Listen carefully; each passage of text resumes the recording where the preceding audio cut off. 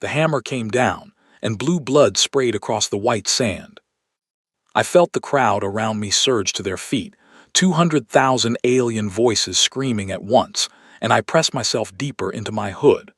My name is Daniel Hayes. I am 34 years old.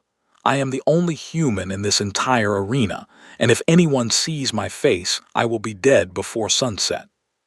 The Queen was on her knees. I could see her clearly from my spot in the lower tier, where the common folk were packed so tightly I could barely breathe. Queen Ithara Voskalin, ruler of the Thessari Dominion, last of her ancient bloodline. She was 7 feet tall, covered in silver scales that caught the light of the twin suns, and she had 4 arms. 3 of them were holding weapons. The 4th was pressed against a deep wound in her side, trying to stop the bleeding. Her golden eyes were dim, her movements were slow, she was losing and she knew it. The warlord circling her was named Dravik Kor. He was smaller than her, only 6 feet tall but thicker, heavier, built like a wall of muscle and black armor. He carried a massive ceremonial hammer that looked like it could crush a vehicle. He was not breathing hard. He was not wounded. He was smiling. This was the trial of sovereignty. Every 100 cycles, the queen had to defend her throne in single combat against anyone who challenged her. It was ancient law, older than the Thessari written language itself. 3 challengers had already fallen to her blades earlier in the day, but Dravik was the 4th, and Dravik was different. Dravik was going to win. I knew why, because I had spent 6 months hiding in the undercity of this planet, listening to whispers in dark alleys, translating conversations I was not supposed to hear. I had been a peacekeeper once, back on Earth, before I became a translator for the diplomatic service. My ship had been destroyed in an accident near this system 11 months ago. I had crawled out of the escape pod with a broken arm and a scrambled mind, and I had been running ever since. In those 6 months I had learned things, dangerous things. I had learned that the queen was being poisoned, slowly, carefully over many months. A substance called Velshire was being mixed into her evening tea by someone in the royal kitchen. Velshire does not kill. It weakens. It slows the nerves, dulls the senses, makes a warrior who should be unbeatable into a warrior who is only mostly unbeatable. Just enough weakness to lose on the day when losing mattered most. I had learned who was paying for the poison. 3 nobles, all members of something called the Obsidian Syndicate, a shadow group that hated the Queen's reforms. She had been opening trade routes to outside species. She had been talking about ending the slave markets in the outer provinces. She had been saying that the old ideas of pure bloodlines and superior species were wrong. The Syndicate wanted her dead. They had found Dravik, a warlord from the southern deserts who was known for his cruelty, and they had promised him the throne. And if Dravik won today, the very first thing he planned to do, according to a conversation I had overheard 2 weeks ago, was to purge every off-world species from Thessari soil, starting with the humans. There were 17 of us hiding in the Undercity, 17 survivors from 3 different ships that had crashed in this system. Women, men, 2 children. We had been sheltered by a kind old Thessari woman named Myra who remembered when her own people had been strangers in the galaxy. If Dravik won, Myra would be killed, and so would every one of us. I watched the queen try to rise. Her legs shook. The crowd was screaming her name and also screaming for her end. The same voices that had cheered her for decades were now thirsty for her defeat. Dravik raised the hammer over his head. The twin suns glinted on its polished surface. The queen looked up at him, and in her golden eyes I saw something I had not expected. Not fear, not anger. Acceptance. She knew she was about to be killed. She had accepted it. Something in my chest went cold and then hot. I thought about my old training sergeant back on Earth, a grizzled woman named Roberts who had shouted at me for 6 weeks in basic training. She had a saying she repeated so often we used to joke about it. Sometimes the only thing standing between decent order and true cruelty is one fool willing to do something completely stupid. I had always thought it was just a saying, a motivational phrase, something to put on a poster. Apparently, it was a prophecy. My heart was pounding so hard I could feel it in my teeth. My hands were shaking. In my pocket, wrapped in old cloth, I carried a single piece of paper. I had been working on it for weeks. It was a list of names. It was a list of dates. It was everything I had learned about the poisoning plot, written in the old Thessari script that only scholars and priests could read these days. I had been planning to give this paper to a contact in the Undercity who might have been able to get it to the Queen's loyal guards, but my contact had disappeared 3 days ago, probably dead, and I had been carrying this paper around ever since, not knowing what to do with it. Now I knew. There was an ancient Thessari law. I had read about it in a dusty text in the Undercity library, where I had been teaching myself their language by candlelight. The law was called Kelvorath, the right of witness champion. It was so old that most nobles had forgotten it existed. It said that any sapient being, of any rank or species, could interrupt a trial of combat if they could prove that treachery had corrupted the fight. The penalty for invoking Kelvorath falsely was immediate death. The penalty for invoking it correctly was that you had to finish the fight yourself. The hammer was coming down.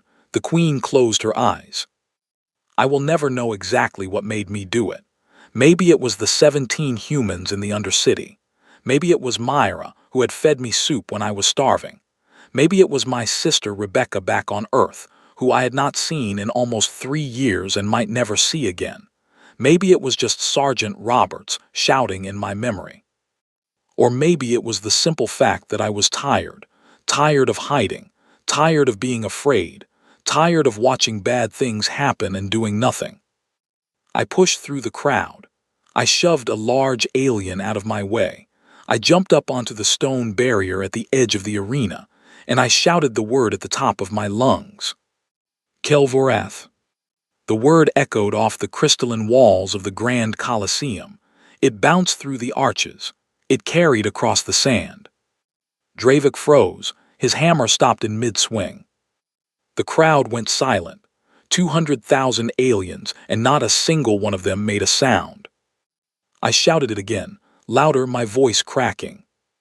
Kelvorath, I invoke Kelvorath. Every face in the arena turned toward me. I could feel the weight of their attention like a physical force pressing against my skin. The Queen opened her eyes. Her golden gaze found me across the sand, and I saw her confusion, her disbelief. And then I did something I had not planned on doing, something that would change my life forever, something that would either save me or end me in the next 60 seconds. I reached up with both hands, and I pulled back my hood. The gasp that rose from the crowd was the loudest sound I had ever heard. A human in the sacred Colosseum, a lesser species in the holy arena of the Thessari. It was unthinkable. It was an insult. In some provinces, just being a human in this building was punishable by a long and unpleasant death. But I was here, and I was standing, and I had invoked the ancient right. I pulled the paper from my pocket. I held it up. My hands were no longer shaking. I felt strangely calm, the way you feel in a dream when you already know how it ends. I am Daniel Hayes of Earth, I called out in the best Thessari I could manage. I invoke Kelvorath. The Queen has been poisoned. I have proof. I name the traitors who did this, and I demand the right to stand as her witness champion. The Colosseum erupted. Some nobles in the royal box leapt to their feet, pointing at me, screaming for guards. Others sat frozen, their faces pale, because they knew exactly who I was about to name. The commoners around me pulled away as if I were on fire. Someone threw a piece of fruit at my head. It missed. Through all of it, the Queen watched me. She was still on her knees. She was still bleeding. Dravik was still standing over her with his hammer raised. But her eyes were locked on mine, and in them I saw something shift. The acceptance was gone. In its place was something sharper, something like hope, and something like a question. The question was simple. Under Thessari law, the challenged monarch had to accept or reject the witness champion. If she accepted me, and I lost the fight, she would still die. And so would I if she rejected me. I would be executed immediately for invoking the sacred rite falsely. She had nothing to lose either way. Her voice, when it came, was a rasp, but it carried across the silent arena like a bell ringing in a quiet valley. "I accept," she said. "I accept the human's champion claim." Dravik Kaur turned his head slowly. He looked at me across the sand. His heavy face split into a grin, showing teeth like black knives. And I realized, with a strange and distant clarity, that I was about to fight a warlord twice my size in single combat, in front of 200,000 witnesses, for the life of an alien queen I had never met. I climbed down onto the sand. The guards came for me first. 4 of them in polished silver armor, hands on the hilts of their curved swords. They surrounded me at the edge of the arena, and for a moment I thought they were going to drag me away and cut my throat in some quiet back room, invocation or no invocation. But their captain, a tall female Thessari with a long scar across her snout, simply stared at me for a long moment. Then she nodded once. "You will come with me," she said in galactic trade. Her voice was flat. "The rites must be observed." They marched me across the sand. The crowd was still in chaos, a rolling sea of noise. I kept my eyes forward. I kept my chin up. I was very aware that if I tripped, if I looked weak, if I did anything that suggested a human might not be worthy of this moment, the whole thing might fall apart before it even began. We passed close to the queen. She was being lifted onto a stretcher by her own guards. Her medic, a shorter Thessari with pale green scales, was already working on her wounds. As I walked past, she turned her head and looked at me. "Why," she whispered, "why would you do this?" I did not have a good answer. I did not have a noble speech prepared. I did not have any wisdom to offer. So I just told her the truth. "Because someone has to," I said, and nobody else was standing up. Her golden eyes closed. I could not tell if she was smiling or frowning. Thessari faces are hard to read. The guards marched me into the shadow of the Colosseum walls, into a stone antechamber that smelled of old blood and older dust. And the captain with the scar told me I had exactly 1 hour to prepare for a fight I was almost certainly going to lose. 1 hour to prepare to face a warlord. 1 hour to figure out how a skinny, half-starved, scared translator from Earth was going to do what a 7-foot queen with 4 arms could not. 1 hour. I sat down on the cold stone bench. My legs finally gave out, and I began to think very, very hard. The armorer arrived first. He was an older Thessari, his silver scales dulled to gray with age, and he said nothing as he measured me with a length of braided string. He made small clicking sounds with his tongue, which I had learned was the Thessari equivalent of tutting in frustration. "You are small," he said finally in rough galactic trade, "and the wrong shape. The armor will not fit well." "Do your best," I told him. He brought in a set of plate armor that must have belonged to a young Thessari noble, long dead, judging by the dust on it. He strapped it onto me piece by piece. The shoulder pieces hung loose. The chest plate was too wide. The leg guards rubbed against my knees because my legs bent the wrong way for them. But it was armor. It was better than nothing. Next came the weapons master. He laid out a row of blades on a stone table. Hammers, axes, curved swords, long spears, short swords. A strange weapon that looked like 3 knives welded together on a chain. I studied them all. I had trained with blades during my peacekeeper years, but only briefly. Mostly we had used stun batons and non-lethal restraint tools. Still, I remembered the basics. I remembered what my instructor had said about weapon weight and reach. I picked up the short sword. It was light enough for me to swing quickly. The reach was terrible compared to Dravik's hammer, but the reach on any weapon I could lift would be terrible compared to his hammer. Speed was my only advantage. "This one," I said. The weapons master clicked his tongue. It sounded disapproving, but he strapped the sheath to my hip without comment. Finally, a young servant girl came in carrying a clay cup of water. She was smaller than most Thessari, barely taller than me. Her scales a soft blue color that reminded me of the sky back home on a clear morning. She could not have been more than 16 years old in human terms. She set the cup down on the bench beside me. Her hands were shaking.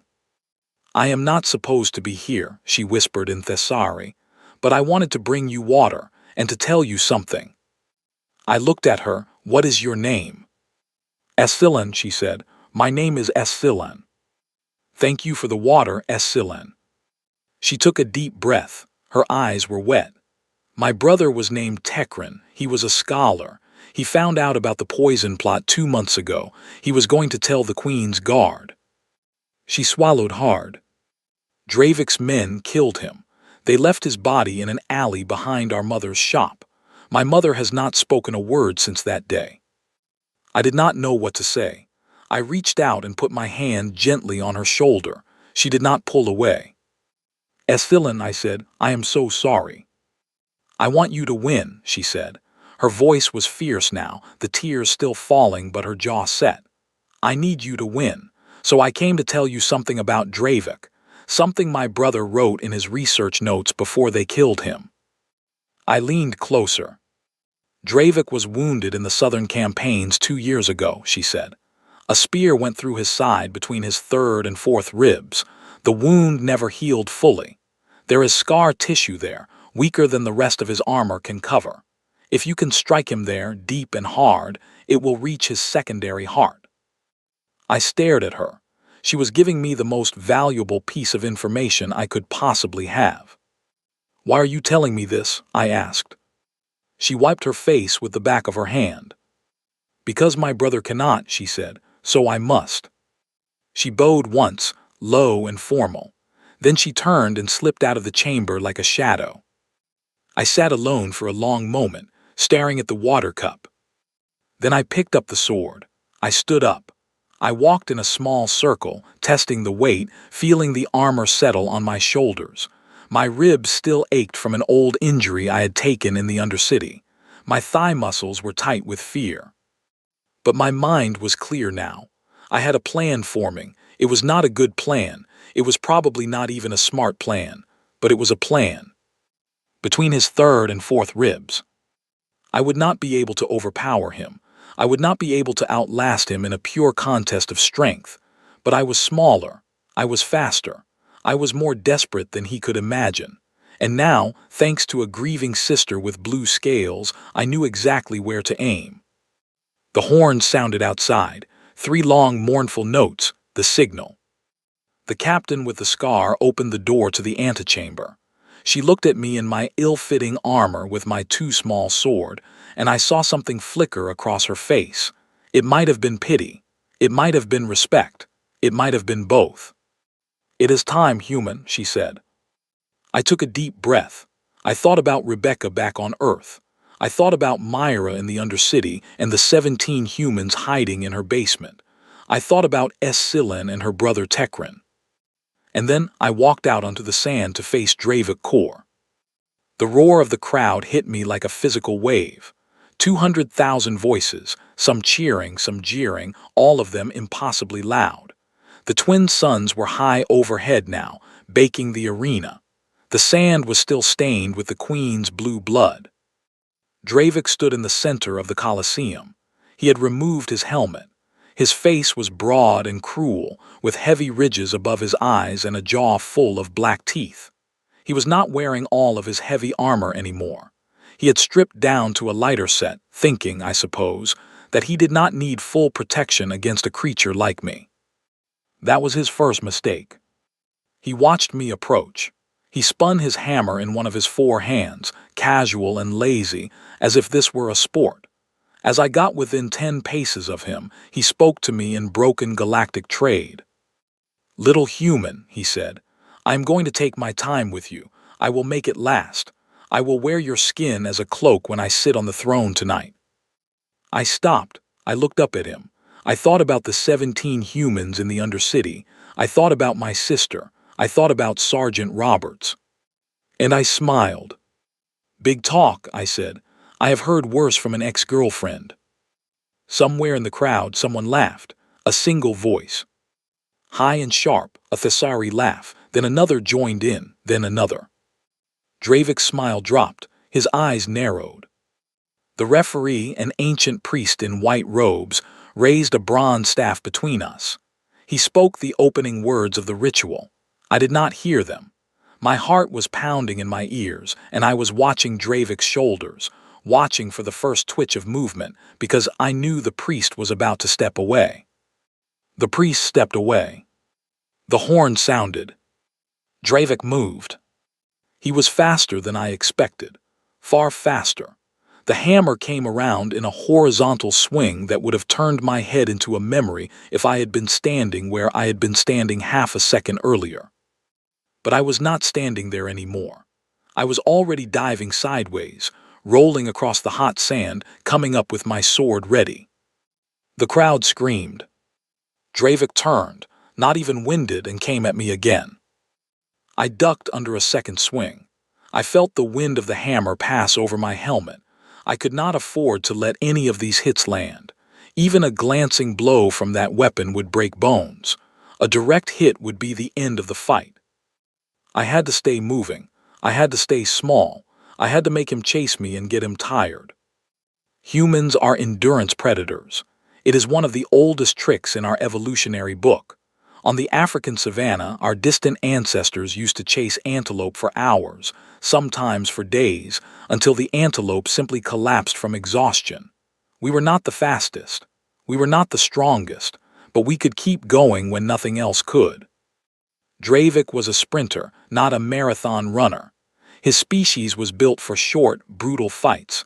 His muscles were dense and powerful, but they would burn out. I just had to survive long enough for that to happen. I stayed on the edges of the arena. I used the fallen ceremonial statues as cover. When he swung, I moved. When he paused, I circled. I made him come to me. I made him turn.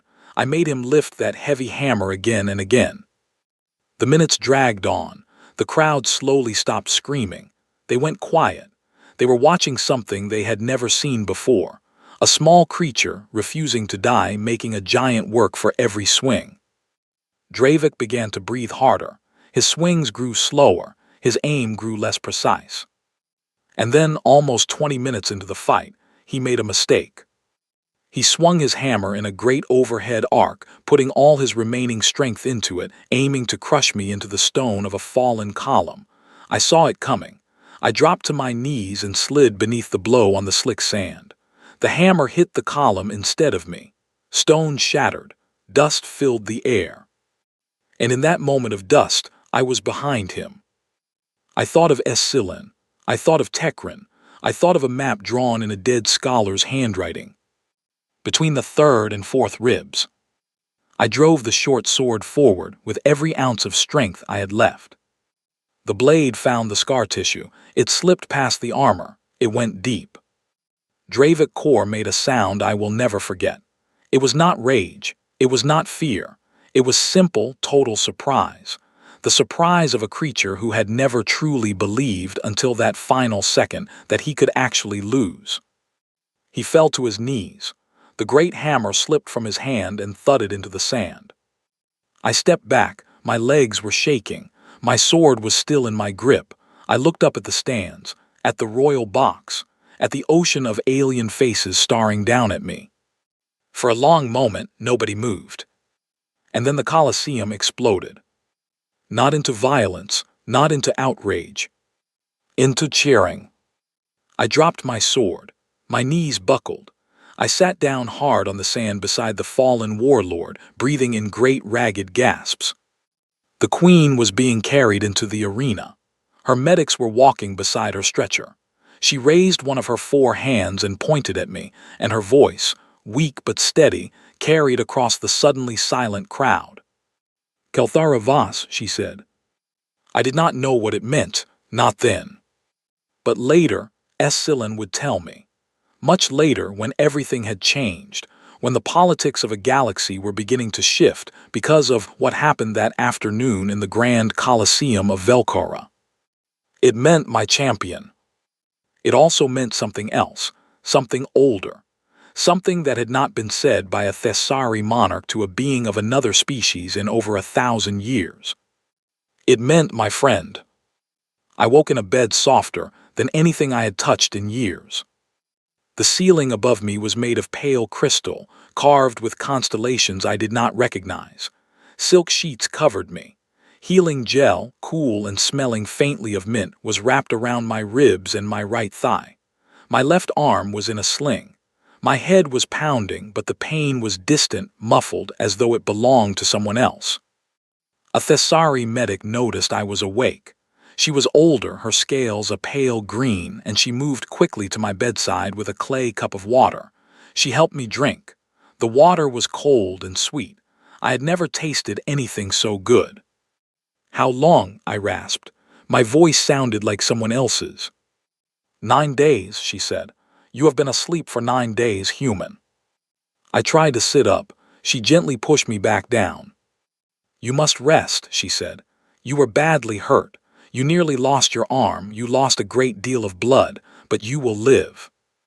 I closed my eyes. 9 days. A lot can happen in 9 days. "The Queen?" I asked. The medic smiled. Thessari smiles are strange things because their mouths are not built quite like ours, but I had learned to read them. "The Queen lives," she said. "She is weak still, but the antidote to Velshur was synthesized in time. She will recover fully. She asks about you every morning." I let out a long breath. Something in my chest unclenched that had been tight for weeks. "The 3 nobles." The medic's smile faded. "They have answered for their crimes. That is all you need to know." I nodded. I did not press her. "And the 17 humans." Her green eyes softened. "All safe," she said. "All brought to the palace. All given clean rooms and food and medical care. The Queen gave the order on the 3rd day after the trial as soon as she could speak. They are asking about you too. A woman named Myra is waiting to see you whenever you are ready." I turned my face toward the wall. I did not want the medic to see me cry. Thessari are not a people who weep easily, and I did not want to appear weak in her eyes. She understood. She touched my good shoulder gently and left the room. I lay there for a long time, staring at the carved ceiling, thinking about how close I had come to dying, and how many people had come closer still, and how it had all somehow worked out. Over the next 3 days, I began to heal. I was moved to a larger chamber with a balcony overlooking the city of Velkara. The capital stretched out below me, a sea of crystal towers and green gardens and winding stone streets. The twin suns rose and set in a sky full of purple clouds. Airships drifted between the spires, small and slow, like fish in a vast blue ocean. Visitors came. Myra came first, the old Thessari woman who had sheltered us in the Undercity. She sat beside my bed and held my hand in hers and cried silent tears of joy. She told me the other humans were being treated with respect. A young boy named Oliver, who had been the youngest of the survivors, had asked when he could meet the hero human who saved them all. I told Myra I was no hero. I was just a scared translator who got lucky. She smiled and shook her head. "That is what all real heroes say, Daniel," she said. "The ones who call themselves heroes are the ones you cannot trust." Then Essilin came, the blue-scaled girl who had told me about Dravik's old wound. She had been promoted, I learned. She was now part of the palace staff, assigned to the Queen's personal service. She bowed to me formally when she entered the room, and I waved her off. "Sit," I said. "Please sit. You do not need to bow to me." She sat. She looked smaller in the palace robes than she had in the servant's dress I first met her in, but her eyes were brighter. Something in her had lifted. "My mother spoke yesterday," she told me. "For the first time since my brother died. She said his name. She said Tekran's name." I reached out and took her hand. She squeezed back tight. "I think she will speak more now," Essilin said. "I think she will be able to begin living again. Because Tekran's knowledge, his research, his work, it mattered. It saved the Queen. It saved the Dominion. You made his life matter, Daniel." "You made his life matter," I told her.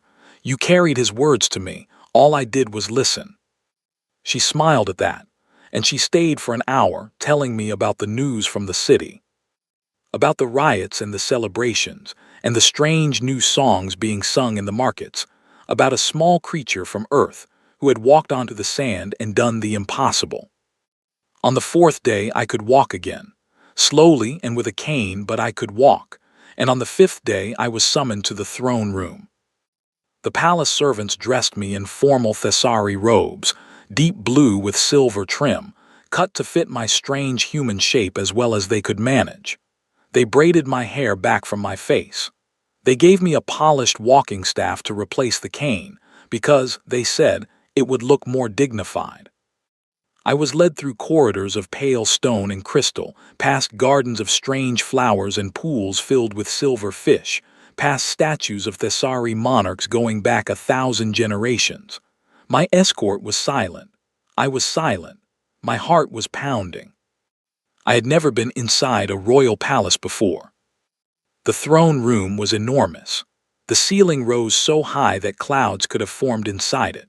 Sunlight poured through great windows of colored crystal, painting the floor in shifting patterns of blue and gold and green. And at the far end of the hall, on a throne carved from a single massive piece of black stone, sat Queen Ithara Voskelen. She was dressed in white, simple robes, no heavy ceremony. Her 4 hands rested on the arms of the throne. She looked tired but alive. Her silver scales caught the light, and her golden eyes followed me as I walked the long distance toward her.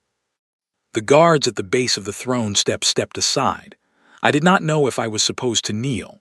So I bowed instead, low and formal, and held the bow for a long count. "Rise, Daniel Hayes of Earth," the Queen said. I rose. She studied me for a long moment. Then she did something I had not expected. She stood up from the throne. Her medics had told me this was still painful for her.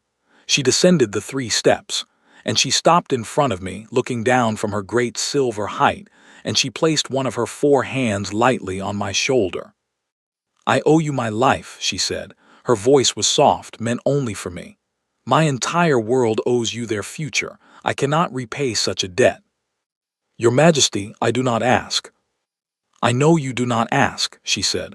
"That is part of why the debt is so great." She stepped back. She returned to her throne. Her guards stood straighter. Her advisors, a small group of Thessari nobles in gray robes, watched from the shadows at the edges of the hall.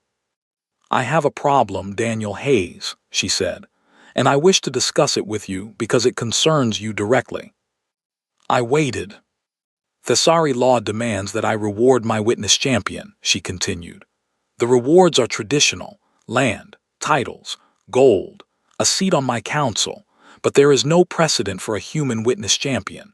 Every option I consider will cause a political earthquake somewhere in my dominion.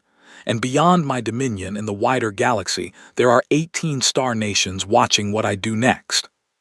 She tilted her head. Her 4 hands shifted on the throne. "Some of them are horrified that I accepted a human champion. Some of them are intrigued. A few of them are frightened, because if a human can stand on the sand of the Grand Colosseum and defeat a warlord, what other old assumptions about your species might also be wrong?" I did not know what to say to that, so I said nothing. "The galaxy has believed for a long time that humanity is a lesser species," the Queen said. "Young, soft, primitive, a curiosity at best, not to be taken seriously."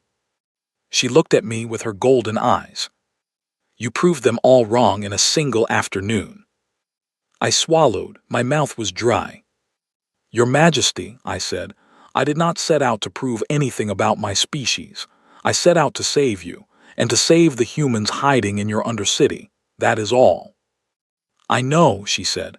"That is also part of why the debt is so great. You did not perform. You simply acted. That is the mark of true nobility. We have few nobles left in this galaxy who understand that." She leaned forward slightly. "Tell me what you want, Daniel Hayes. I will grant any request that is within my power. Speak plainly." I took a deep breath. I had thought about this moment during my long days of healing. I had known she would ask. I had rehearsed 100 answers. All of them had fallen apart in the moment because none of them felt right. So I just spoke the truth. I want safe passage home for the 17 humans in the Undercity, I said. Passage to Earth or to any human colony they choose, paid for by your treasury. I want them given travel documents that cannot be questioned at any port in the galaxy. I want their stories protected. They have been through enough. Done, the Queen said immediately. It is already done. I signed the order 3 days ago. I blinked. Oh. What else? I want the Obsidian Syndicate investigated fully, not just the 3 nobles I named. I know there are more. I know they have connections in other star systems. I want you to pull up every root of this weed so it cannot grow back. Also already in progress, the Queen said. My intelligence service has been working day and night. We are already tracing Syndicate operatives in 4 other systems. But go on. What do you want for yourself? That was the hard question. I thought about it for a long moment. Your Majesty, I said slowly, I came to this world by accident. My ship crashed. I have spent 11 months trying to survive. I am tired. I miss my sister. I miss my home. I have not eaten real Earth food in almost 3 years. I paused. What I want for myself is to go home. The Queen was silent. Her advisors murmured among themselves in the shadows. She raised one of her 4 hands and they fell silent. I understand, she said. That is a fair request. She paused. May I ask one thing of you before you go? Anything within my power, I said. Stay for 30 days, she said. Just 30 days. Help me with one matter, and then a ship will take you home, with full honors, with the gratitude of my people, and with enough gold and currency to make your life comfortable for as long as you live. I considered this. What matter? I asked. The Queen's golden eyes grew very serious.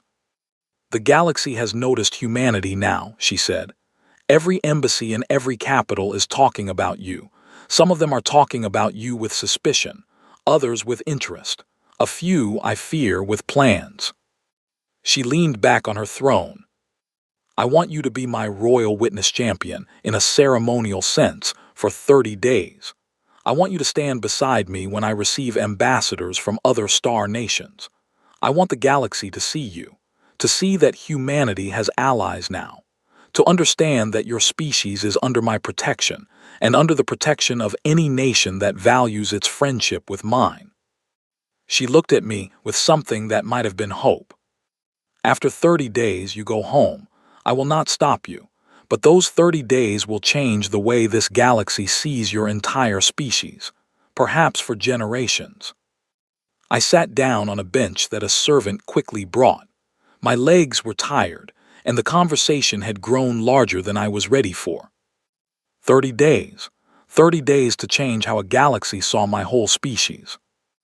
I thought about Rebecca on Earth. I thought about my parents, who did not even know I was alive. I thought about all the children who would grow up in a galaxy that either respected humans or did not, based on what happened in the next 30 days. Your Majesty, I said at last, I will stay 30 days and then I go home. Agreed, the Queen said. She rose again from her throne. She descended the steps, and she did something that sent a quiet shock wave through every advisor in the hall. She bowed to me. A Thessari queen, to a human. It was a short bow, a simple bow, but it was real. When she rose, she smiled. Then let us begin, my champion, she said. The next morning I stood on the high balcony of the palace, watching the sunrise paint the spires of Velkara in gold and pink light. The city below was waking up. Airships were lifting off from distant platforms. The markets were beginning to open. Somewhere down there, 17 humans were packing small bags and getting ready for the journey home. Essilin came out onto the balcony. She carried 2 cups of steaming tea, one in each of 2 of her hands. Her other 2 hands held a folded piece of paper. Tea, she said, handing me a cup. My mother made it. She asked me to bring it to you personally. She says thank you, Daniel Hayes. She says she will say it herself someday when she is ready. Tell her I understand, I said. We stood in silence for a while, sipping the tea.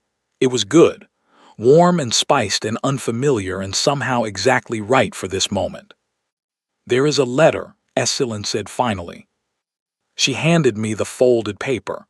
From the Queen. She asked me to give it to you this morning. She said you should read it alone when you have time. I took it, I tucked it into my robe. I would read it later. Essilin, I said, may I ask you something? Anything. Do you think I am doing the right thing, staying for 30 days, delaying my trip home? She thought about it carefully. She was young, but she was not a fool.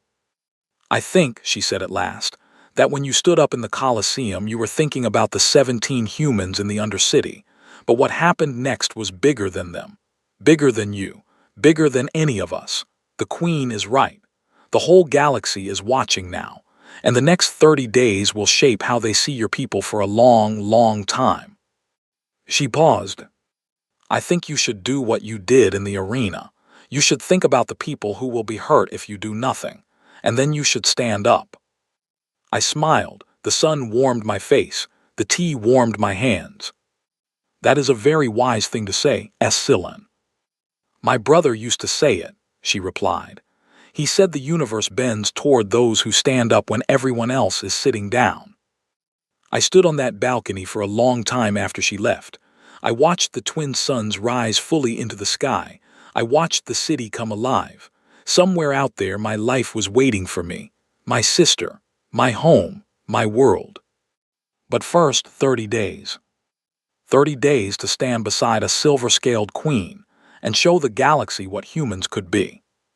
30 days that would, though I did not know it yet, change everything. Not just for me. For every human everywhere.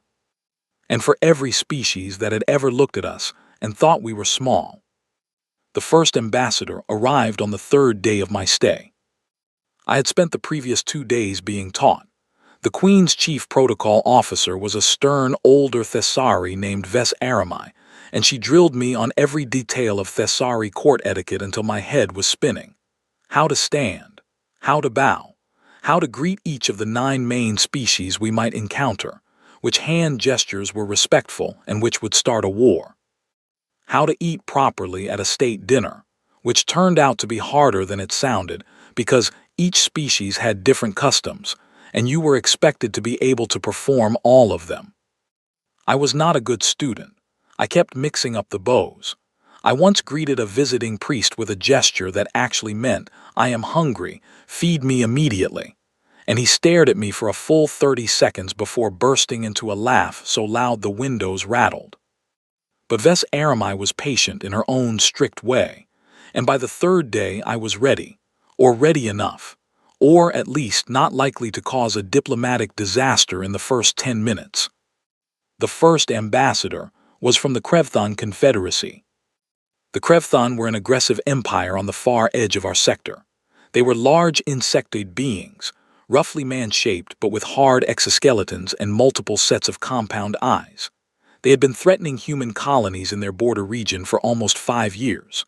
Their ambassador, a tall warrior named Kreshtanar, arrived with a full entourage of 12 bodyguards and a public announcement that he wanted to meet the human who had made such interesting noise.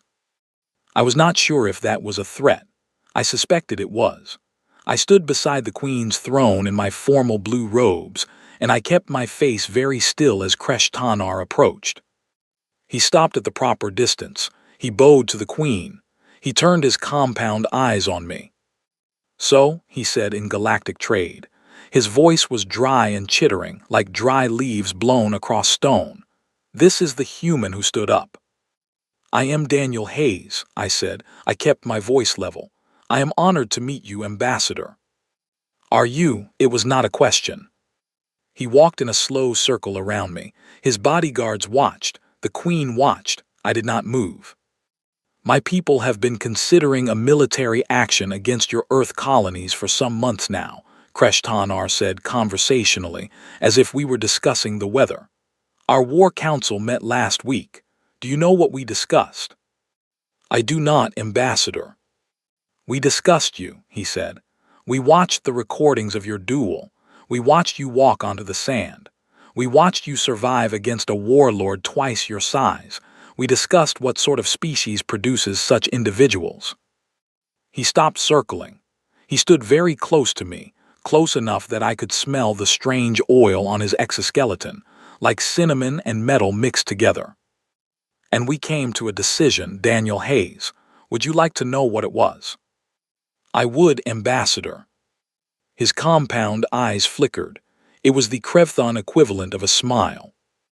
We decided to postpone our military action. Indefinitely. We decided to open trade talks with your Earth government instead. Because if your species can produce one Daniel Hayes, perhaps it can produce 1,000. And we would rather trade with 1,000 Daniel Hayeses than fight them. He stepped back, he bowed to me, a Krevthon warrior bowing to a human. Perhaps we have been underestimating your people, he said. I could hear the Queen breathing slowly beside me, steady and controlled. I could hear the distant hum of the palace. I could hear my own heart pounding. I did not know what to say. Everything they had taught me in protocol class seemed to have fallen out of my head. So I simply bowed back, deeply, respectfully. We have been underestimated for a long time, Ambassador, I said. We are hopping that is changing. Kreshtanar chittered. It was, I realized after a moment, a laugh, a real one. Perhaps it is, he said, perhaps it is. And so the 30 days began. Ambassador after ambassador, delegation after delegation. Each one came to see the human, to take his measure, to decide how their nation would treat my species going forward. Some came hostile, some came curious, some came with questions I could not answer and problems I could not solve. But I stood beside Queen Ithara for each of them, and I bowed the right bows, and I spoke the right words, and I was simply present. A human visible, a human respected, a human standing at the right hand of one of the most powerful monarchs in the sector. A message was being sent. On the 10th day, a delegation from Earth finally arrived. They had been summoned by my own government as soon as word of what happened had reached them.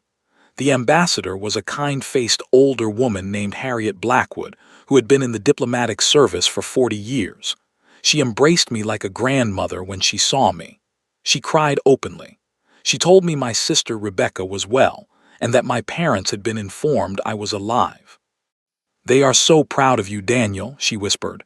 "The whole planet is." I had not been ready for that. That night I sat on the balcony and looked up at the stars. Somewhere out there, in a direction I could not quite place, was Earth, my home, my people, my sister. 30 days had seemed long a week ago. Now it seemed impossibly short. On the 20th day, the Queen asked me to accompany her on a state visit to a neighboring system. On the 25th day, we hosted the Galactic Concord's first-ever delegation to the Thessari Dominion, and I spoke, in my halting diplomatic Thessari, about humanity's willingness to be a partner in a better galaxy. On the 29th day, Ambassador Blackwood pulled me aside in a quiet corridor of the palace. She told me that the Earth government had a request. They wanted me to stay. They wanted me to become Earth's first permanent ambassador to the Thessari Dominion. They wanted me to be the bridge between our species. They said no one else could do what I had already done. I told her I would think about it. That night I pulled out the letter the Queen had given me on my first morning. I had never opened it. I had been saving it. I broke the seal. Her handwriting was small and precise. Daniel Hayes *. If you are reading this, you have chosen to stay 30 days. Thank you. By the time you finish reading this, you will likely have already begun to understand why those days mattered.